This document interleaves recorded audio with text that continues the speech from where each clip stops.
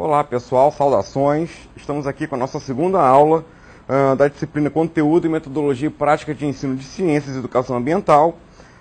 Na aula de hoje vamos trabalhar aí o ensino de ciências naturais, as fases e tendências dominantes, no qual a gente pretende aí ilustrar as três principais concepções de ciências: a racionalista, a empirista e a construtivista, demonstrar que a organização do ensino de ciências tem sofrido nas últimas décadas grandes mudanças, grandes e inúmeras mudanças e transformações, e trazer, problematizar as possibilidades metodológicas e os desafios de ensino da aprendizagem de ciências naturais no ensino, nas séries iniciais do ensino fundamental. A gente vai começar aí a problematizar algumas possibilidades metodológicas no tocante ao ensino de ciências naturais. Bem, a ciência ao longo da história, ela tem três grandes abordagens, três grandes concepções, sendo a primeira a racionalista, no qual a prova da verdade dos enunciados não deixam dúvida. Por exemplo, a matemática, que você tem os grandes enunciados da matemática, então o resultado desses enunciados não deixam dúvida. A concepção empirista, baseada na observação e nos experimentos, como exemplo aí a medicina grega e a história natural. E a terceira, a abordagem construtivista, que percebe a ciência como construção de modelos explicativos do mundo, baseada na razão como conhecimento aproximativo. Vamos começar vendo a concepção racionalista. Na concepção racionalista, então a prova da verdade dos enunciados sem deixar nenhuma dúvida. Exemplo, matemática. Ela surgiu aí, vem dos gregos até o final do século XVII, traduzir uma representação intelectual universal, necessária, verdadeira e correspondendo à própria realidade. As experiências são realizadas para confirmar as demonstrações teóricas. E Galileu, um dos marcos aí dessa concepção racionalista, inclusive afirmava que o grande livro da natureza está escrito em caracteres matemáticos. Ainda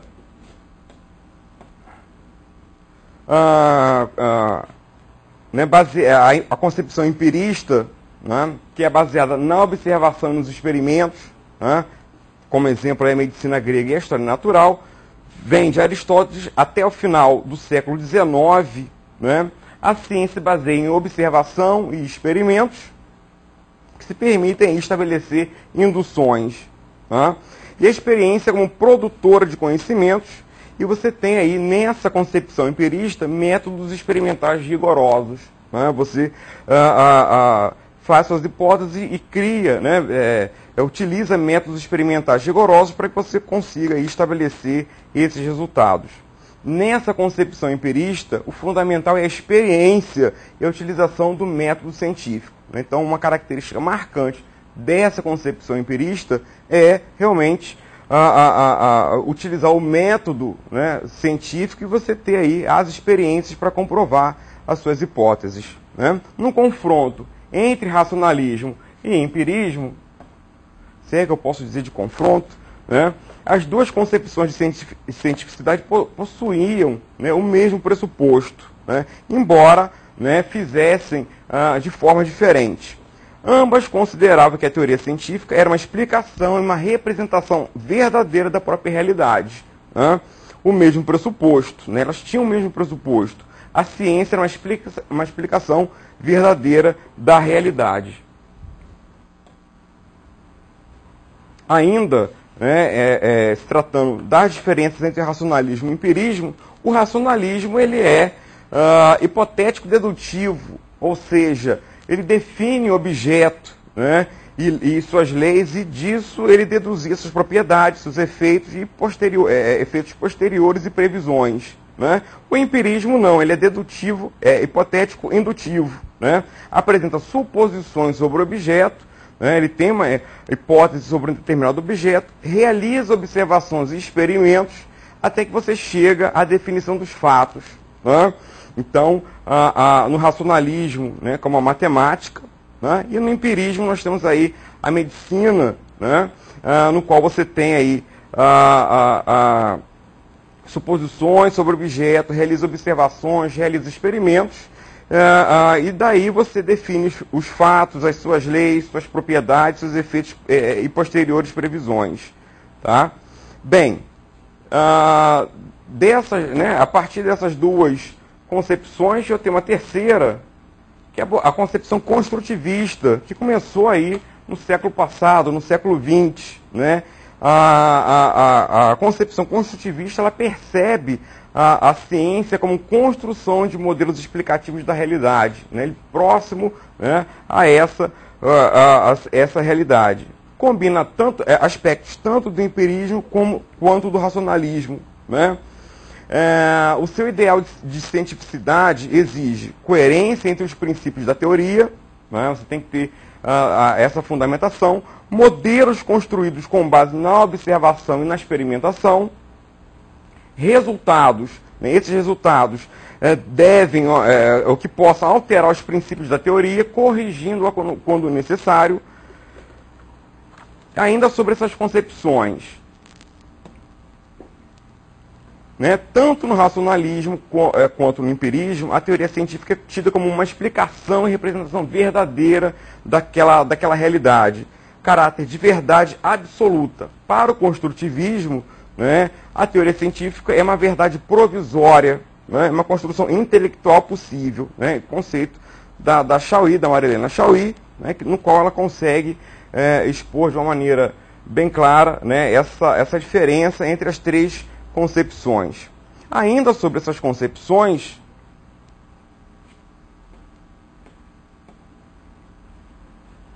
né, os modelos, esses três modelos, essas três concepções não se excluem, né, uma não exclui a outra, né, nem uma surgiu e a outra, né, deixou de ter validade. Então elas não se excluem entre si, né? Elas se complementam, né? Sobretudo desse cenário interdisciplinar que nós temos hoje, né? A gente tem aí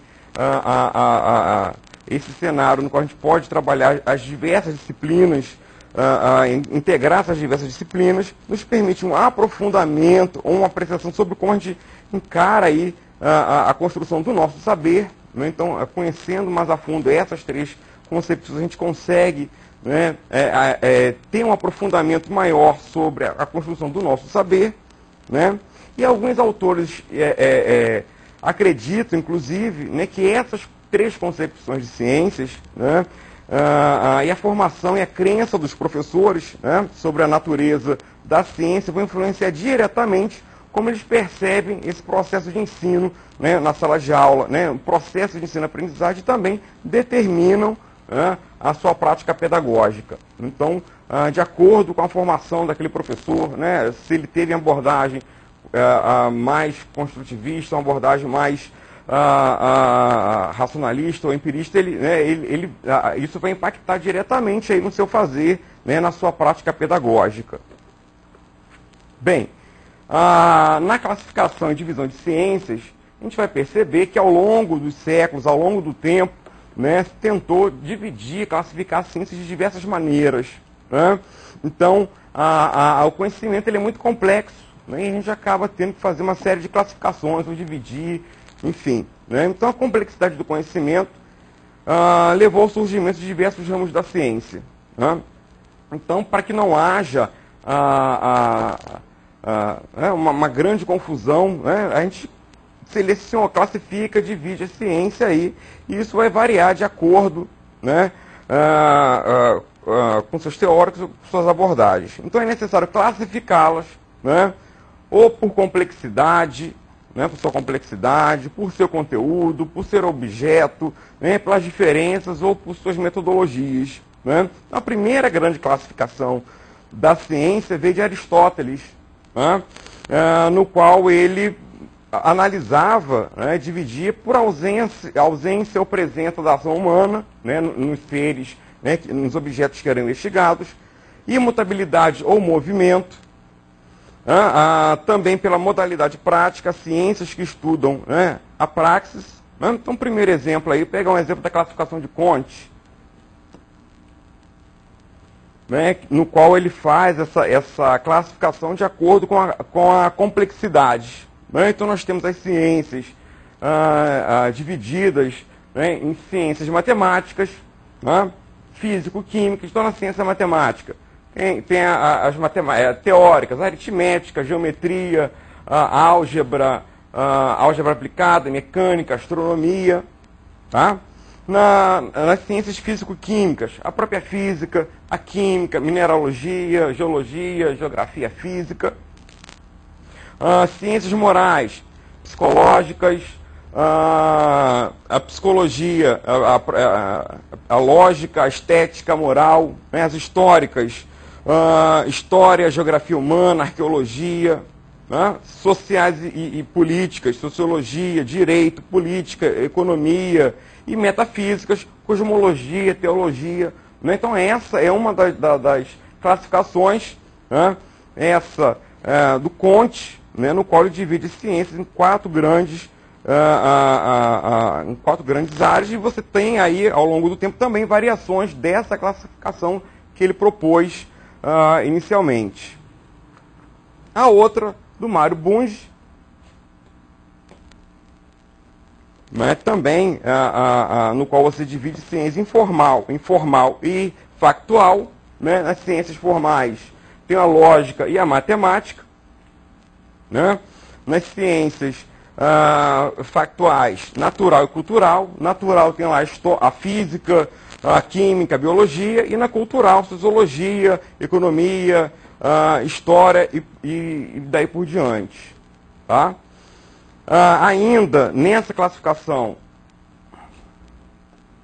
nós temos uma que é utilizada bastante hoje, né? Das classificações vistas, a gente percebe que não há um consenso entre autores. Então, alguns teóricos, alguns estudiosos podem classificar, né, as ciências, né, de determinada maneira, né, que podem ser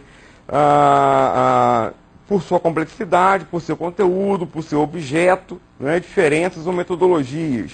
Né? Então, nós temos aí, ainda baseado na classificação de Bunge, né, que apresenta uma classificação para as ciências. Então, nós temos as ciências que se dividem em formais e as factuais, né, e temos aí as suas ramificações. É interessante a gente destacar, né, que cada vez mais, né, dentro da ciência, né, isso a gente acompanha, que você tem os ramos da ciência, eles vão se subdividindo em disciplinas cada vez mais específicas, né? E à medida que seus objetos conduzem a pesquisa cada vez mais detalhadas e especializadas, você vai tendo aí essas subdivisões. Né? O Albers, por exemplo, ele costuma dizer que a tendência da especialização é você conhecer cada vez mais de cada vez menos. Né? Então a gente vai se especializando em pequenos detalhes, então você vai conhecer aquele detalhe profundamente, mas, né, como um todo você, né, passa a não conhecer mais nada. Né? Às vezes até brinco com as especialidades médicas. Né? Hoje você tem médico para tudo. Né? E às vezes você precisa, né, de um médico mais, né, que entenda né, do ser humano como um todo. Você, né, procura aquele especialista X. Né? E às vezes não é nem para isso, nem para aquilo. Né? Então você tem médico que cuida do dedão do pé direito. Né? E se for problema no pé esquerdo, é outra especialidade. Né? Então você tem essa... é uma grande tendência à especialização, que inclusive, né, hoje já se pensa o contrário. Né? Você parar, esse cenário de especialização está sendo substituído gradativamente, ele está sendo sobreposto pelo cenário da interdisciplinaridade. Né? Você consegue trabalhar aí tradições científicas de diferentes áreas profissionais, cada vez mais se agrupando na busca aí, de conceitos mais complexos sobre o mundo. Né? Então você deixa uma tendência, não apenas na especialização, mas também de trabalhar essas classificações de forma mais interdisciplinar. Né? Bem, então, a partir dessas classificações, dessas abordagens,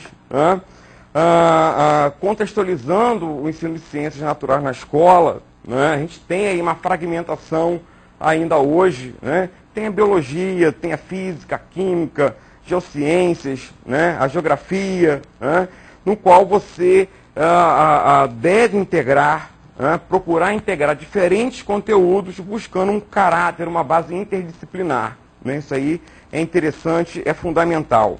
Então hoje o ensino de ciências na sala de aula, né, na escola, permite reconstruir a relação ser humano e natureza, né? Relação ser humano e o seu meio ambiente, construindo aí uma consciência social e universal. Né? A gente pensar aí no nosso mundo, no nosso dia a dia como um todo, não apenas em pequenas partes, em pequenos detalhes.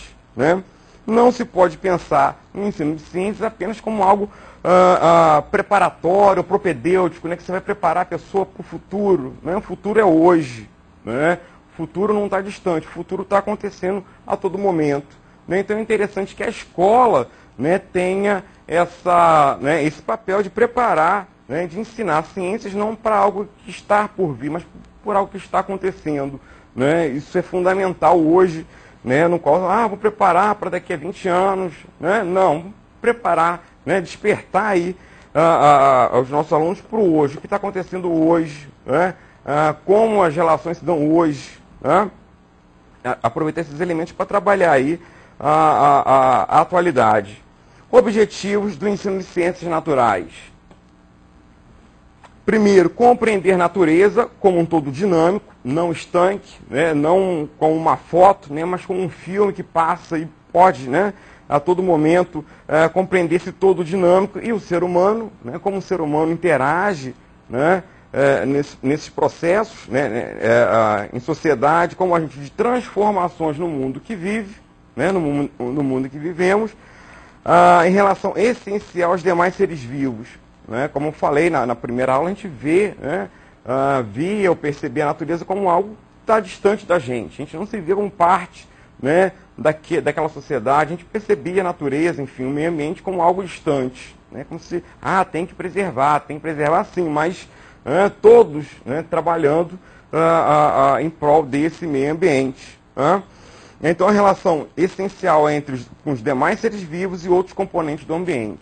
Né? Então, o ser humano tem que saber, né, tem que perceber essa interação que se dá, né, entre o seu meio ambiente com os demais elementos desse meio ambiente.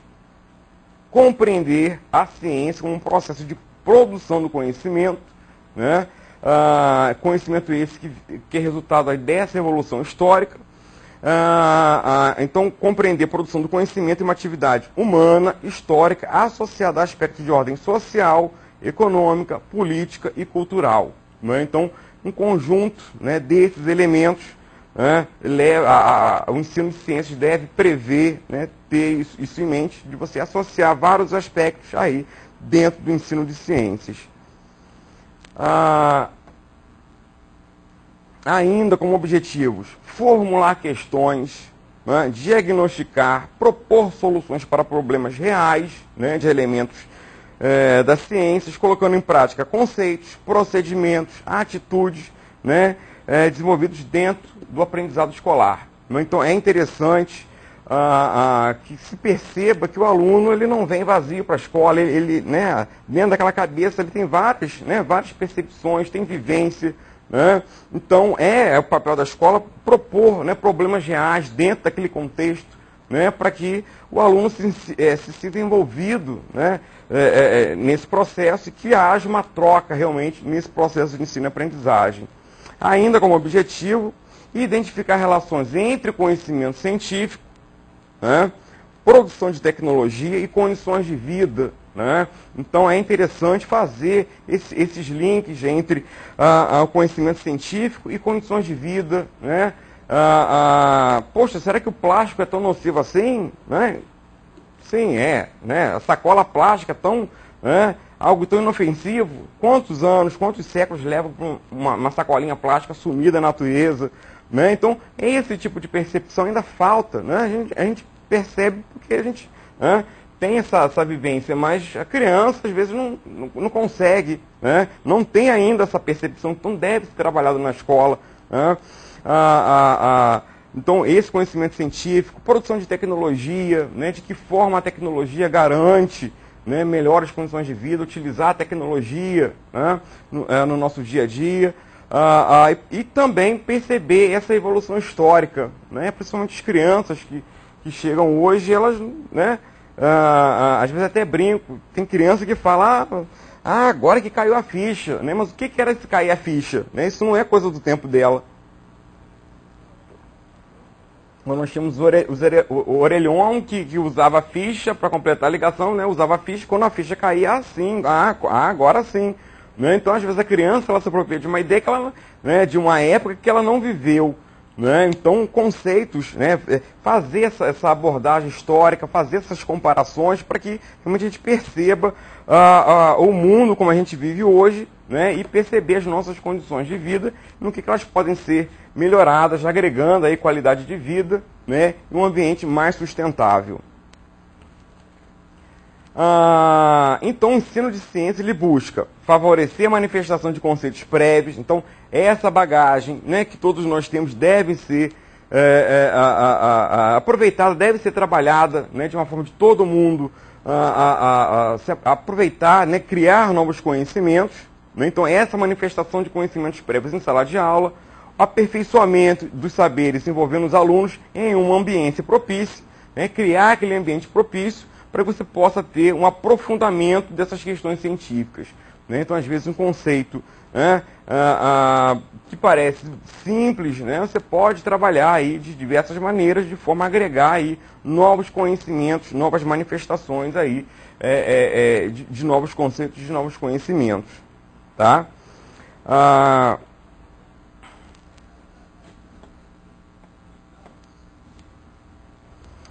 Então, a criança, ela é um pesquisador. Eu costumo dizer que criança é um pesquisador não para seguir carreira científica, não para virar cientista. Professor, não pode virar? Claro, pode ser cientista, mas não se trabalha apenas para ter a carreira científica. Né? Mas que ele possa ter uma postura social, crítica, né? Que ele possa perceber situações e ter um posicionamento crítico a partir disso. Né? Que ele possa ter essa postura social, crítica, indagadora, na sala de aula, né? E, consequentemente, ele vai ter essa visão crítica, indagadora, dentro e fora do ambiente escolar, dentro e fora da sala de aula. Tá? Então, por exemplo, quando a gente trabalha educação ambiental, né, é interessante que você desenvolva projetos, mas projetos que estejam ligados ali àquela ambiência daquela escola. Né? Não adianta você trabalhar reciclagem em si, né? As pessoas não estão nem aí para reciclagem. Né? Então, tem que começar desde, né, dos conceitos básicos da reciclagem, analisar aquela ambiência, de repente você tem ali problemas com lixo, com insetos, enfim, né? Criar, né, analisar primeiro a ambiência para depois partir para os projetos, de forma que você consiga despertar, não apenas na criança, né, mas também na ambiência, na comunidade, uma forma do envolvimento de todos. Né? A partir daí você vai ter o sucesso dos seus projetos, inclusive aí na área de educação ambiental. Então a gente vai perceber que ao longo, né, desses séculos, né, através dessas abordagens, né, hoje, né, inclusive com essa abordagem construtivista, né, o ensino de ciências busca não apenas favorecer a manifestação de conhecimentos prévios em sala de aula, né, valorizar essa bagagem que o aluno traz para a sala de aula, né, o professor traz para a sala de aula, também aperfeiçoar os saberes, né, ter esse aprimoramento dos saberes, envolvendo os alunos numa ambiência propícia, criar mecanismos, criar formas de você despertar o interesse daquela criança. Né? Não adianta você trabalhar altos conceitos, belos conceitos, né? Se você não traz aquilo para a proximidade, né? Não traz próximo da criança, né? Se aquilo não faz parte da realidade dela, né? Provavelmente isso não vai surtir efeito. Né? Não adianta você trabalhar, às vezes, vamos trabalhar hábitos de higiene, né? Ah, banheiro, às vezes aquela comunidade, não, né? Muitos não têm banheiro. Então como que eu vou trabalhar o conceito, né? Se você ainda não conseguiu atentar para aquela realidade, né? Então o professor tem, né? A escola tem que fazer essa aproximação, né? Buscar ter valorizar esses conhecimentos prévios que as crianças, né? Trazem para a sala de aula. Tá? Então, analisar essa ambiência propícia para o aprofundamento de questões científicas e é de grande importância, né? O professor, né? Ele tem aí uma grande tarefa que é promover essa reflexão crítica, né, da ciência, né? Desenvolver essa educação científica, né, no qual ele possa superar essa visão ingênua e descomprometida, né? Às vezes você trabalha conteúdos que não tem nada a ver, enfim, dá conceitos e pronto, acabou, enfim, você não envolve, né, os seus alunos, você não cativa os seus alunos para que eles possam realmente trabalhar efetivamente, né, aquele conteúdo de ciências. No nosso próximo encontro, a gente começa a trabalhar a formação do educador. Que formação esse educador tem, né? A gente tem essas abordagens, vimos essas abordagens de ciências, né? Então o conhecimento do conteúdo científico, de que forma esse professor se apropria desse conhecimento científico, de que forma ele leva esse conhecimento científico, né, para a sala de aula, né? De que forma ele se apodera, de que forma se dá a formação do educador e o conhecimento do conteúdo científico que ele leva para a sala de aula. Estou indicando aí um vídeo, né, no qual vocês vão poder aprofundar, né, dar uma olhada mais aprofundada sobre o método científico, né? Esse vídeo aí é bastante interessante. E na próxima aula nos vemos aí falando sobre o conteúdo dessa aula 3 da formação do professor. Muito obrigado. Até a próxima aula, se Deus quiser.